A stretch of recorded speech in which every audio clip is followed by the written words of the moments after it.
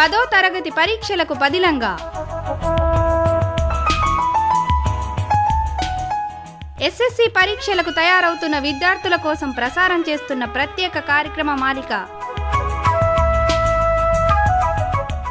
100.2 FM శ్రోతలందరికీ 10వ తరగతి పరీక్షలకు పదిలంగా అనే ఈ బృహత్తర కార్యక్రమానికి స్వాగతం. ముఖ్యంగా 10వ తరగతి విద్యార్థులు కొనసాగుతున్న ఈ కార్యక్రమాన్ని ఆదరిస్తున్నందుకు పేరెంట్స్కు మరియు విద్యార్థులందరికీ కూడా మా హృదయపూర్వక ధన్యవాదాలు. మీరందరూ కూడా ఈ కార్యక్రమాలలో చెబుతున్న వాటిని శ్రద్ధగా నోట్ చేసుకొని మరియు మీరు పరీక్షలకు వెళ్లే ముందు వాటన్నిటినీ పాటించి మంచి ఫలితాలతో జిల్లాకు మంచి పేరును తెస్తారని ఆశిద్దాం. ఈరోజు గణితంలో మన విషయం క్షేత్రమితి మరియు సాంఖ్యక శాస్త్రం, మెన్సురేషన్ అండ్ స్టాటిస్టిక్స్. ఈ క్షేత్రమితిలో ముఖ్యంగా 2 భాగాలను మనం అర్థం చేసుకోవాలి. ఈ క్షేత్రమితిని 2 భాగాలుగా విడదీద్దాం. మెన్సురేషన్ను అవేంటంటే, మొట్టమొదటగా సింగిల్ సాలిడ్స్ అంటే శంఖువు కానివ్వండి, స్తూపము కానివ్వండి, గోళము కానివ్వండి, పట్టకం కానివ్వండి, దీర్ఘఘనము, సమఘనము, వీటికి 3 అంశాలు: ఘనపరిమాణము, ప్రక్కతల వైశాల్యము లేదా వక్రతల వైశాల్యము మరియు సంపూర్ణతల వైశాల్యాలను ఏ విధంగా కనుక్కోవాలి, వాటికి సంబంధించిన ఏ సూత్రాలు వాడాలి, ఏ సూత్రాలను వాడితే మనం ఏం కనుక్కోవచ్చు అనే అంశాలను ముఖ్యంగా ప్రాక్టీస్ చేయాల్సిన అవసరం ఉంది. కానీ కేవలం సమస్యలను సాధిస్తే సరిపోతుందా? కాదు కదా. అంటే మనకు చుట్టుపక్కల ఒక వాటర్ ట్యాంక్ ఉన్నదనుకోండి. ఆ వాటర్ ట్యాంక్ స్తూపాకారంలో ఉంటుంది. దానిలో ఎన్ని నీళ్లు పడతాయో అనే అంశము ఈ మూడిట్లలో ఘనపరిమాణమా, వక్రతల వైశాల్యమా లేదా సంపూర్ణతల వైశాల్యం ఆధారంగా తెలుస్తుందా అనే విషయం మనకు తెలియాల్సిన అవసరం ఉంది. ఒక స్తూపంలో ఎన్ని నీళ్లు పడతాయి అనే అంశం మనకు ఘనపరిమాణం ఆధారంగా తెలుస్తుంది అని తెలిస్తే, మనం ఘనపరిమాణం ఆధారంగా ఆ ట్యాంక్ లోపల ఎన్ని నీళ్లు పడతాయో నీళ్లు పోయకుండానే మనం చెప్పవచ్చు. అంతేకాకుండా ఆ ట్యాంకుకు ఒకవేళ రంగు వేయాలనుకోండి, ఆ రంగు వేయడానికి మనం ప్రక్క తలానికే రంగు వేస్తున్నామా, పైన కింద పూర్తిగా అన్ని భాగాలకు రంగు వేస్తున్నామా అనే విషయాన్ని చూసినట్లయితే, ఒకవేళ ప్రక్క తలానికే మనం రంగు వేస్తే వక్రతల వైశాల్యం కనుక్కుంటాం, మొత్తానికి రంగు వేస్తే సంపూర్ణతల వైశాల్యాన్ని కనుక్కుంటాం అనే విషయం ద్వారా తెలుస్తుంది కదా. ఇదే విధంగా మనకు సమఘనాకారంలో మనకు పెట్టెలు ఉంటాయి, రకరకాల బాక్సులు ఉంటాయి. అయితే ఈ వీటి ఆధారంగా మనము రకరకాల సాలిడ్స్ను మన చుట్టుపక్కల చూస్తూనే ఉంటాం. వాటి ఆధారంగా రకరకాల క్యాలిక్యులేషన్స్ చేసి మనం ఎలాంటి మోసపోకుండా మన నిత్య జీవితంలో వాడుకునే అవకాశం ఉంటుంది. కేవలం పరీక్షలకే కాకుండా మీకు నిత్య జీవితంలో ఉపయోగపడేటట్టు కూడా ఈ చాప్టర్ను ఉపయోగించుకుంటారని ఆశిస్తున్నాం. అంతేకాకుండా ఈ చాప్టర్లో ఇవ్వబడిన ఈ సూత్రాలు ఏవైతే ఉన్నాయో, ఉదాహరణకి ఒక శంకు యొక్క వక్రతల వైశాల్యము πRL. ఈ πRL లోపల R అంటే ఏమి, L అంటే ఏమో మీకు ఒకవేళ తెలిస్తే మీకు 1 మార్కు ఖచ్చితంగా వచ్చే అవకాశం ఉంటుంది. అంటే ఒక సూత్రంలో R అనేది దేని తెలియజేస్తుంది, L అనేది దేని తెలియజేస్తుంది. L అంటే ఏంటి అంటే అది స్లాంట్ హైటా, అంటే స్లాంట్ హైట్ అంటే ఓకే. L అనేది ఉదాహరణకి ఒక శంకు యొక్క వక్రతల వైశాల్యము πRL ఉందనుకోండి. πRLలో R అంటే ఏమి, L అంటే ఏమి. R అంటే రేడియస్, వ్యాసార్థం. L అంటే ఏటవాలు ఎత్తు, స్లాంట్ హైట్ అనే విషయం మనకు తెలవాలి. ఇట్లాంటి విషయాలు మనకు ఒకవేళ తెలిస్తే మనకు పరీక్షల్లో 1 మార్కు ఖచ్చితంగా వచ్చే అవకాశం ఉంటుంది. ఎందుకంటే చాలా సందర్భాల లోపల సూత్రాలు ఇచ్చి ఆ సూత్రాల లోపల మనకు ఏ అక్షరము దేన్ని తెలియజేస్తుంది అనే విషయాలు అడిగే అవకాశం ఉంది. ఎందుకంటే గణితంలో చాలా సందర్భాల లోపల ఈ విషయాలు అర్థం కాకనే సూత్రాలు ఉపయోగించడంలో విద్యార్థులు వెనుకబడి ఉంటారు. కాబట్టి వారి లోపల ఇలాంటి విషయాలు తెలిస్తేనే ఏ సందర్భంలోనైనా ఏ సమస్యనైనా సాధించగలరు అని చాలామంది విశ్లేషకుల అభిప్రాయం. కాబట్టి ఇలాంటి విషయాలు కూడా పరీక్షల్లో పరీక్షించబడుతున్నాయి. ఇక తర్వాత ముఖ్యమైన అంశానికి వచ్చినట్లయితే, ఈ చాప్టర్ లోపల కాంబినేషన్ ఆఫ్ సాలిడ్స్ ఇవ్వబడ్డాయి. ఉదాహరణకి ఒక స్తూపాకారం ఉంది. ఒక స్తూపాకారపు ట్యాంక్ పైన అర్ధవృత్తాకారపు మూత కూడా వేయబడి ఉంటుంది. ఒకవేళ ఒక స్తూపాకారపు ట్యాంక్ పైన అర్ధవృత్తాకారపు మూత ఉన్నప్పుడు దానికి పూర్తిగా రంగు వేయడానికి మనము ఎంత ఖర్చు చేయాలో ఒక్కొక్కసారి కనుక్కోవాల్సిన అవసరం ఉంటుంది. లేదా స్తూపాకారపు ట్యాంక్ అడుగు భాగంలో అర్ధవృత్తాన్ని పెడతారు. దాంట్లో ఎన్ని నీళ్లు పడతాయో కనుక్కోవాల్సిన అవసరం పడే అవకాశం ఉంది. ఇంకా కొన్నిసార్లు ఒక స్తూపాకారపు అడుగు భాగంలో ఒక అర్ధవృత్తాకారంను పెట్టి పైన ఒక శంకు ఆకారం నుంచి దాని యొక్క మొత్తం ఘనపరిమాణం ఎంత, లేదా దాని యొక్క ప్రక్కతల వైశాల్యం ఎంత, లేదా దాని యొక్క సంపూర్ణతల వైశాల్యం ఎంత కనుక్కోనమని అనే అవకాశం ఉంటుంది. ఒకవేళ దీనికి నేనిప్పుడు చెప్పిన దానికి ఒక స్తూపము, అర్ధగోళము మరియు శంకువు, ఈ మూడిటి ద్వారా ఏర్పడ్డ ఆకారం ఏదైతే ఉందో దీనికి సంపూర్ణతల వైశాల్యం కనుక్కోవడానికి మనం ఏం చేయాల్సి ఉంటుంది? కేవలం ఈ అర్ధవృత్తానికి మనము వక్రతల వైశాల్యం మాత్రమే కనుక్కోవాలి సుమా.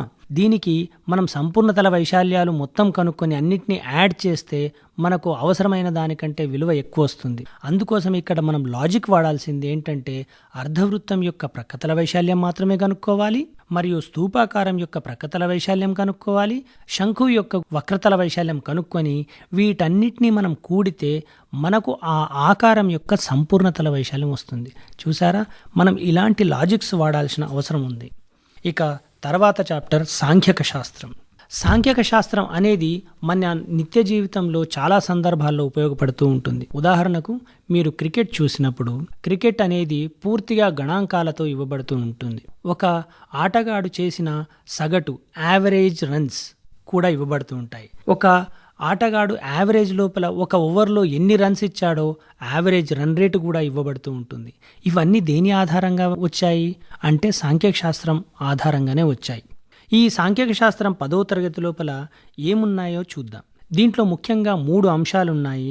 అది ఒకటి అంకగణితపు సగటు అర్థమెటిక్ మీన్, రెండవది మధ్యగతం మీడియన్, మూడవది బాహుళకం మోడ్.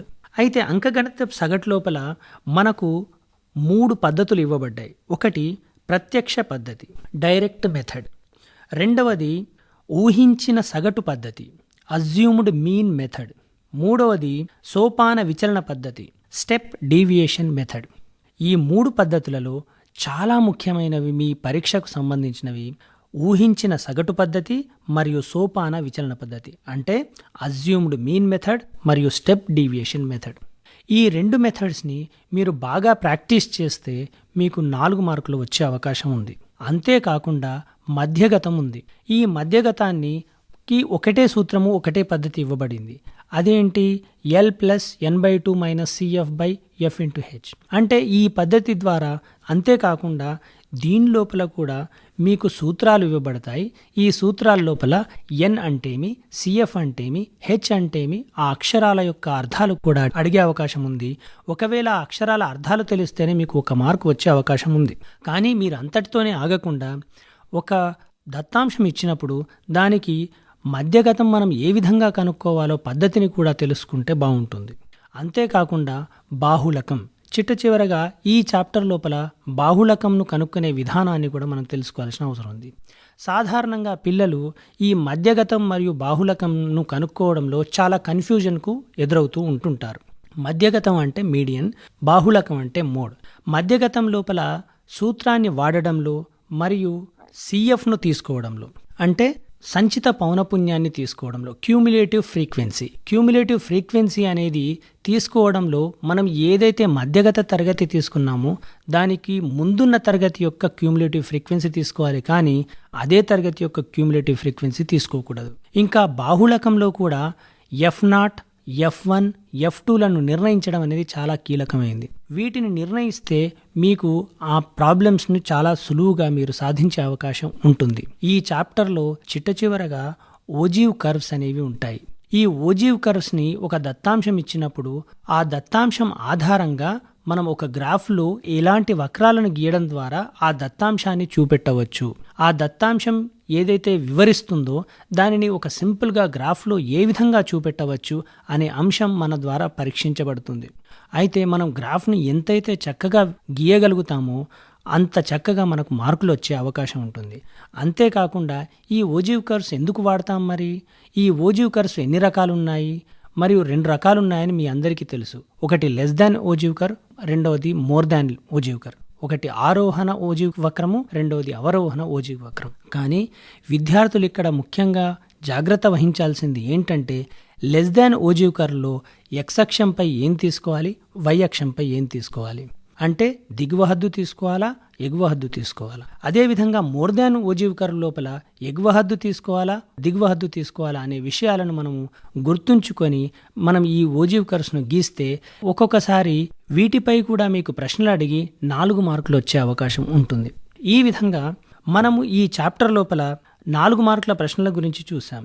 అంతేకాకుండా మధ్యగతంపై కానీ బాహుళకంపై కానీ చాలా చిన్న చిన్న ప్రశ్నలు ఒక 2 మార్కులే కూడా మీకు అడిగే అవకాశం ఉంది. అయితే ఈ చాప్టర్ లోపల మీకు 7 నుంచి 8 మార్కులు మరియు క్షేత్రమితి లోపల కూడా 7 నుంచి 8 మార్కులు వచ్చే అవకాశం ఈ విధంగా ఉన్నాయి. అయితే మనము ఏ విధంగా తప్పులు చేస్తున్నాం, ఎలాంటి తప్పులు చేస్తున్నాం ఒక నోట్బుక్లో మనం రాసుకుంటూ వెళ్ళి మళ్ళీ ఆ తప్పులు చేయకుండా మనం ప్రాక్టీస్ చేసుకుంటూ వెళ్తే ఈ 2 చాప్టర్లు కూడా అందరూ విద్యార్థులు సులభంగా సాధించే అవకాశం ఉంటుంది. అయితే ఇక్కడ ఉపాధ్యాయులందరూ కూడా గమనించాల్సిన విషయం ఏంటంటే క్షేత్రమితిలో తనకు తోచిన కొన్ని రకాల సాలిడ్స్ను ఊహించేసి ఆ సాలిడ్స్ను కలపడం ద్వారా మనం ఘనపరిమాణం అడగాల, సంపూర్ణతల వైశాల్యం అడగాల అని కొన్ని సొంత ప్రశ్నలు తయారు చేసి విద్యార్థులకు ప్రాక్టీస్ చేయడానికి ఇస్తే వారు ఎక్కడెక్కడ ఏమేం తప్పులు చేశారో మనం సవరించే అవకాశం ఉంటుంది. అంతేకాకుండా సాంఖ్యక శాస్త్రంలో ముఖ్యంగా సూత్రాలను వాడే క్రమం లోపల L+ మరియు మిగతా భాగం రాసేటప్పుడు ఎల్ను తీసుకెళ్లి ఆ మిగతా భాగంలో వెళ్ళి కలిపేస్తూ ఉంటుంటారు. ఇలాంటి తప్పులు విద్యార్థులతో మళ్ళీ మళ్ళీ దొరలకుండా వారికి తగిన జాగ్రత్తలు చెప్తూ పోతూ ఉంటే విద్యార్థులకు మంచి మార్కులు వచ్చే అవకాశం ఉంటుంది. గణితం అంటే భయం అనే భూతాన్ని మనకు క్రియేట్ చేయబడ్డది, కానీ అది నిజం కాదు. చాలా చిన్న చిన్న తప్పులు, మైనస్లు, ప్లస్లు, దాని లోపల క్యాలిక్యులేషన్ చేయడంలో చాలా చిన్న చిన్న తప్పులు చేస్తూ ఉంటాం.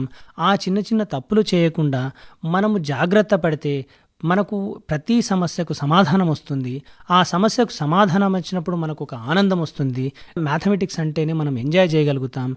ఈ మ్యాథమెటిక్స్ని ఎంజాయ్ చేసుకుంటూ మీరు మంచి మార్కులు సాధిస్తారని ఆశిద్దాం. 10వ తరగతి పరీక్షలకు పదిలంగా